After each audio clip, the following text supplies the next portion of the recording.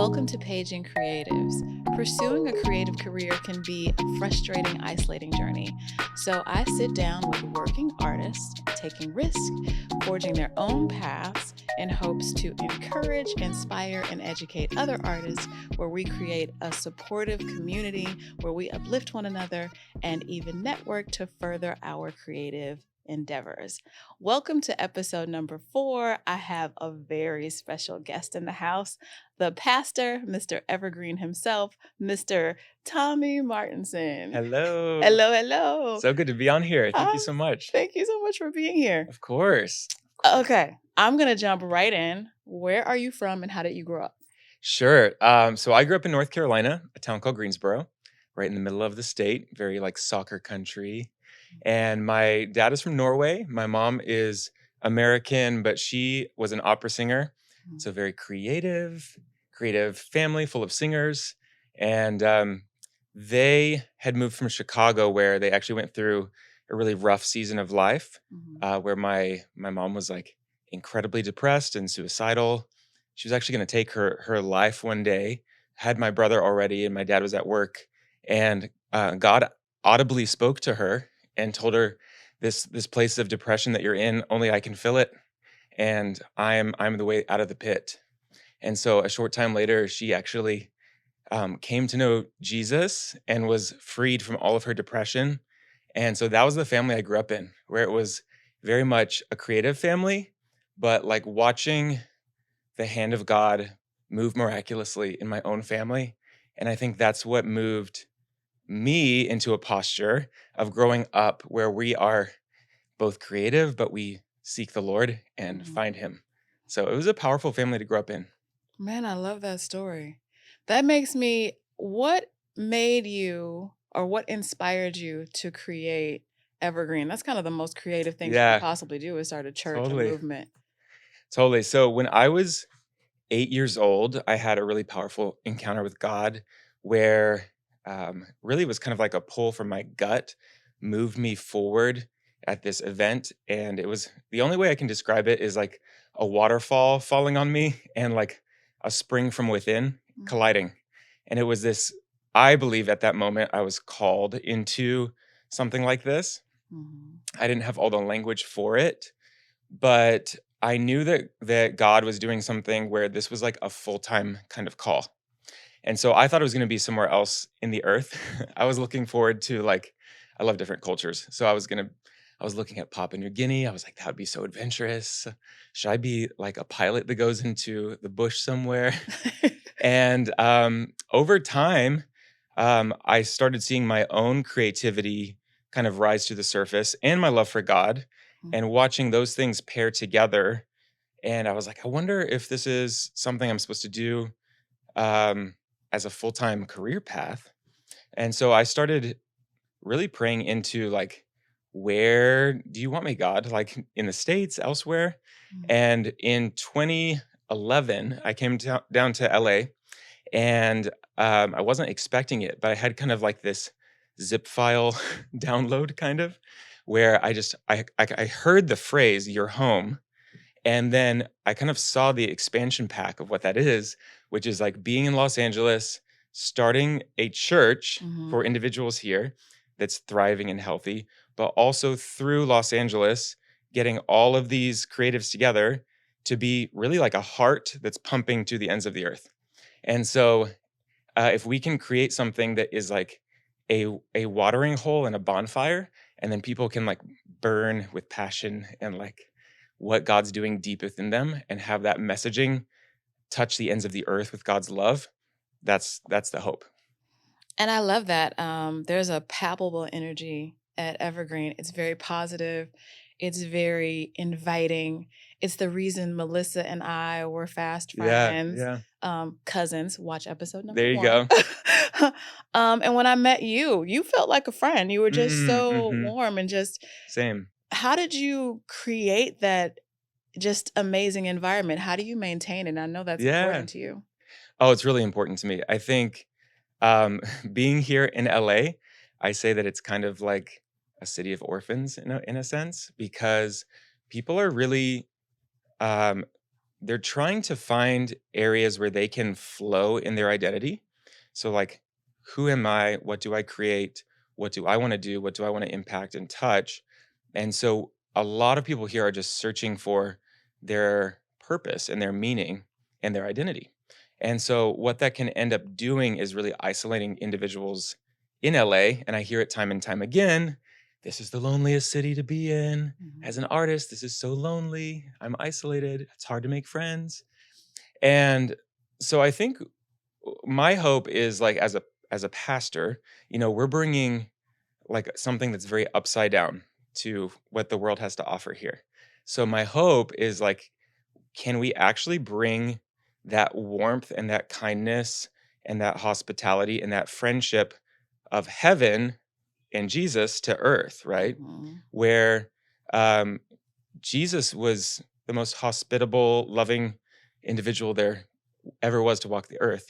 He would intentionally sit with tax collectors and those that are, quote, sinners of the day. He Mhm. would go and have meals with them and have that same warmth. And so the hope is that if we really are impacted by God's love, that we're looking at the person that we meet as not someone that is competition, not someone that's threatening, not someone that is taking our place or questioning who we are. But if you can just be confident in God's love and how that really impacts you, then you can just be an extension of that and welcome people into the extended family.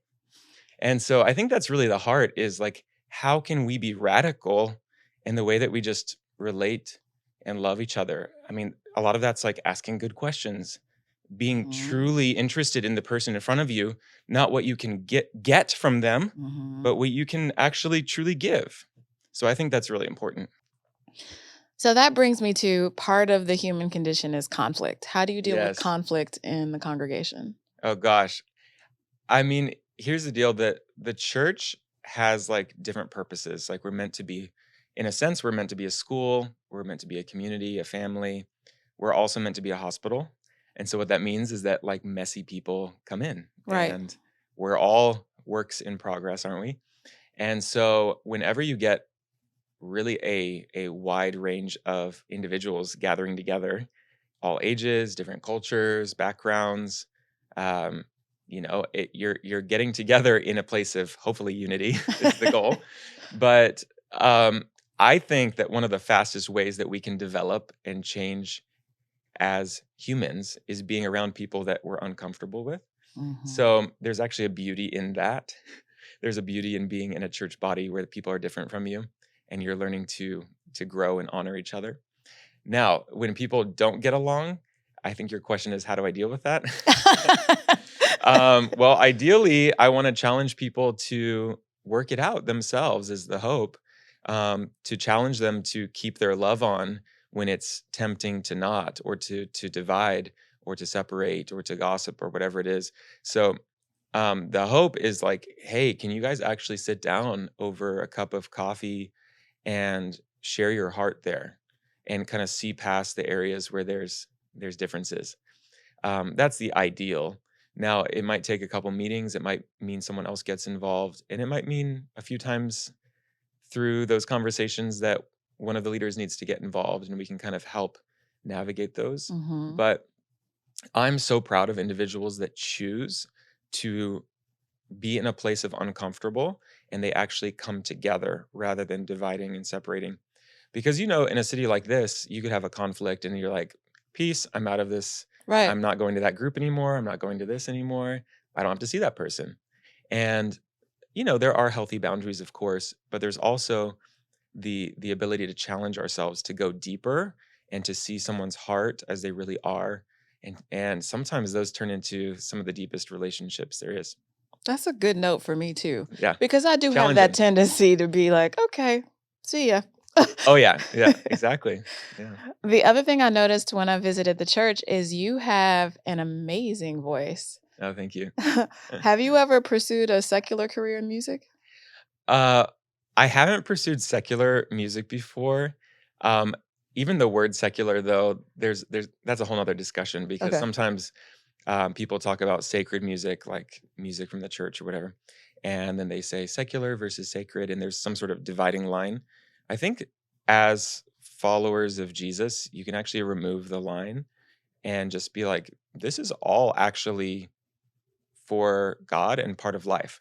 And so if you're singing about love or you're singing about other parts of life, it doesn't mean that it's secular necessarily. Mm-hmm. And so I think that's just something to kind of challenge us on as far as like an us versus them thing.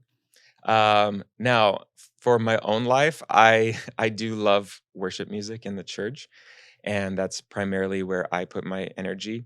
But I've been doing just some fun side projects actually with a producer at church, and I literally am just doing it purely for fun.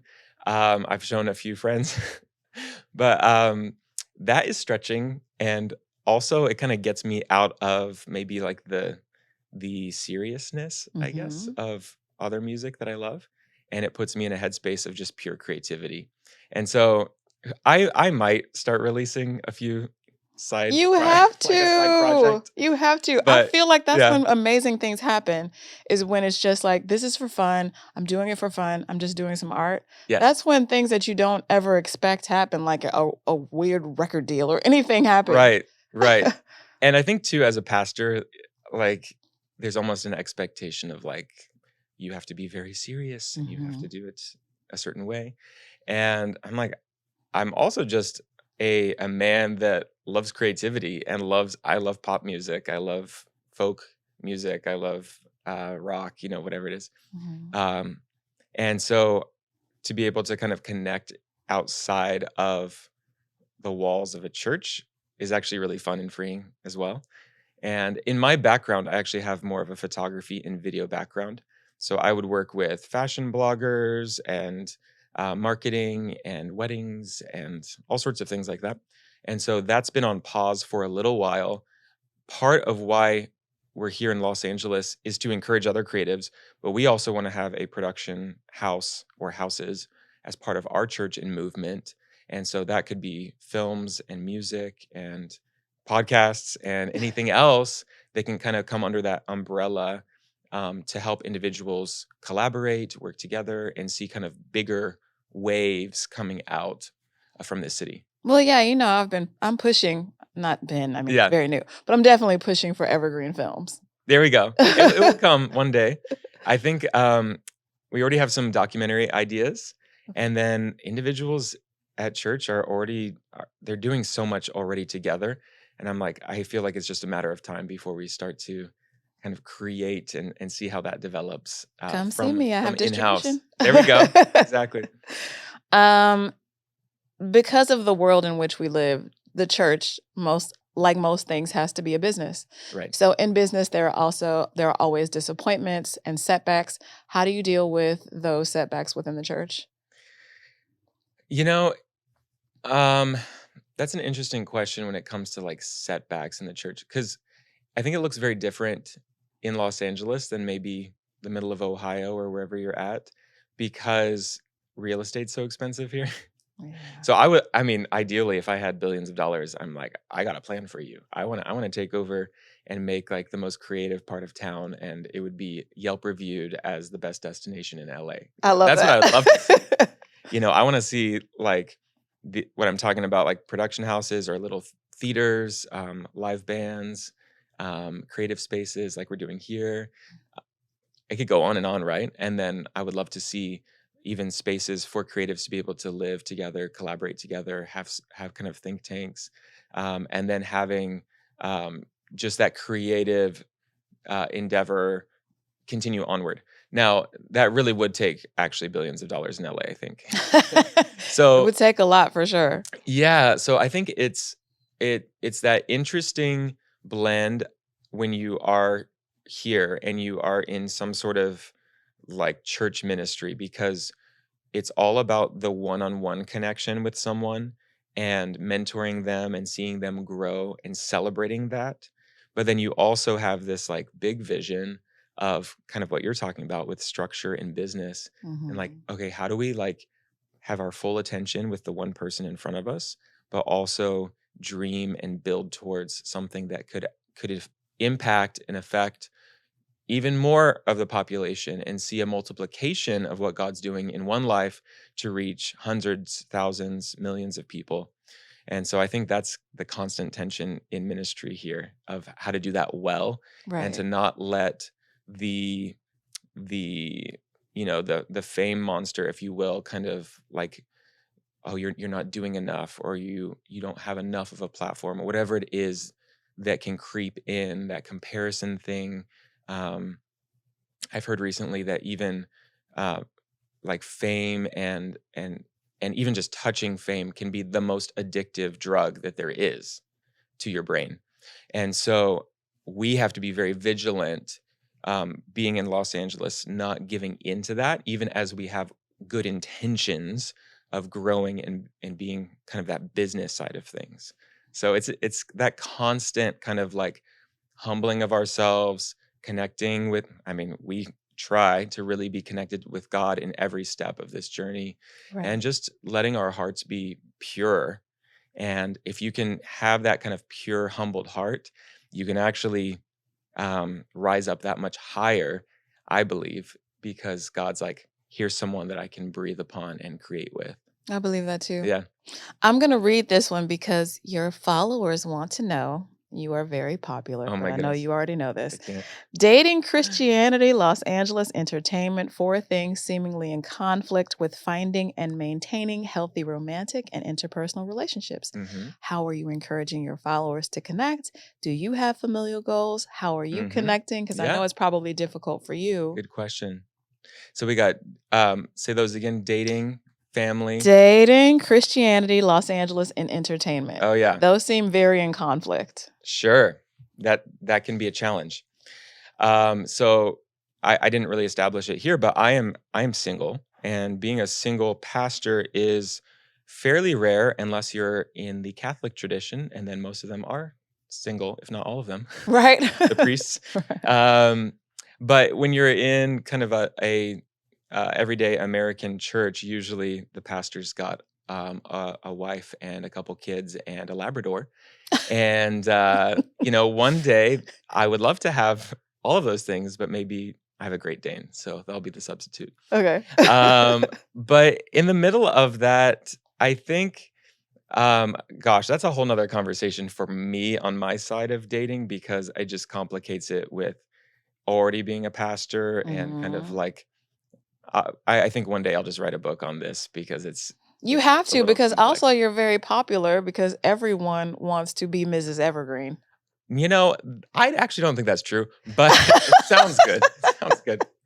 Maybe I should just take everyone wants it. I really don't think they do. But that is a nice statement. And it is a complexity because, becoming a pastor's wife is like no like small task. No, it's a huge So undertaking. yeah. So we're waiting on that miracle to come It's and coming. trying to be proactive where I can. But when it comes to Los Angeles and those in our church, actually, that's one reason I love having a church here. I have met so many people that community-wise really have struggled, and then they find a place like Evergreen and they say, "Oh my gosh, I was so isolated and lonely, and now I have the most vibrant community." And people have started to date. I think as we grow, there's actually more of that happening, and so I love that. I like church should be a place to date because you got some quality people coming together that got their priorities right, and you've got incredible community. And so even if LA is a difficult place to date, which I Mhm. hear, um, I can't date someone in the valley when I live on the west side. It's just another country away. Or whatever it is. People are very goal oriented. They're traveling a lot. I think also there's always new opportunities, and so we're always like, am I settling with this person? Fear of commitment. These are things that are real here in the land, and Yes. so we have to combat that. And my hope is that a church community like ours could be actually a really great place for people to date, to get to know each other in friend groups, and even see more and more healthy marriages. We're already seeing. I just married a couple in October, my best friend, and he met his wife at Evergreen, and I'm like, look, Aw. these are some great examples of really healthy, vibrant marriages. where God just is placing his favor on that. And so to encourage it, we did like last November a series on relationships and dating, because Christian cultures often are really awkward places to date. And so we just kind of like laughed at some things, challenged some things, and gave permission, like, hey, this is a great place to date. You have permission. Try.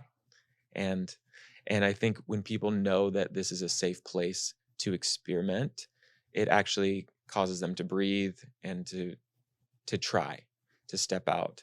And so I'd love to see more of that. And I'm actually, even open to discovering more ways to encourage it. We did have a Valentine's kind of like open house thing, but I we didn't heard that want was nice. to, yeah, it was great. But we didn't want to make it like too like, okay, let's play a little game around the table and get people dating. Let's And match. yeah, so you got to find that blend of what's authentic and what's inauthentic, and to encourage but not force. So Right. it's an interesting thing. Man, I could talk to you for the next, I don't even know, 4 hours. I've learned Yeah. things even talking Oh, to you good. right now. There you go. I want to ask you one more thing. It's kind of a weird little question, but Sure. just ending it, and you'll have some time to think about it because I'll tell you mine first. If you could be anywhere with anyone and do anything, what would it be? Oh, And wow. mine would be, my mother and my grandmother passed away before I got a chance for us to do a lot of things. The reason why this is spelled paging and Yes. it's spelled incorrectly, it's PA from my mother's name, Uh-huh. GE from my grandmother's name. Mhm.